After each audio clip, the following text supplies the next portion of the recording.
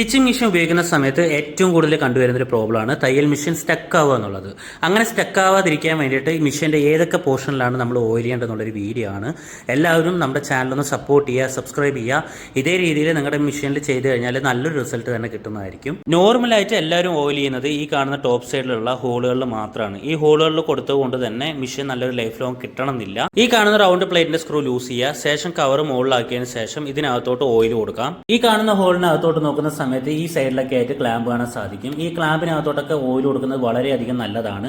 ഈ പോർഷനിൽ ഓയിൽ കൊടുക്കുന്ന അനുസരിച്ച് തയ്യൽ മെഷീന്റെ സൗണ്ടിന് നല്ലൊരു വ്യത്യാസം ഉണ്ടാവും. നെക്സ്റ്റ് നമ്മൾ ഓയിൽ കൊടുക്കേണ്ട പോർഷൻ എന്ന് പറയുന്നത് ഈ കാണുന്ന പോർഷനാണ്. ഷട്ടറേസും ഷട്ടറിലും നല്ല രീതിയിൽ തന്നെ ഓയിൽ ചെയ്യുക. മെഷീൻ ഈ രീതിയിൽ കിടത്തി വെച്ചതിന് ശേഷം ഒരു കൈ കൊണ്ട് വീലൊന്ന് റൊട്ടേറ്റ് ചെയ്യുക. ഇങ്ങനെ റൊട്ടേറ്റ് ചെയ്യുന്ന ടൈമിൽ ഏതൊക്കെ പോർഷനാണോ അനങ്ങുന്നത് ആ അനങ്ങുന്ന പോർഷനിലൊക്കെ ഓരോരോ ഡ്രോപ്പ് വെച്ച് ഓയിൽ കൊടുക്കുന്നത് വളരെയധികം നല്ലതാണ്.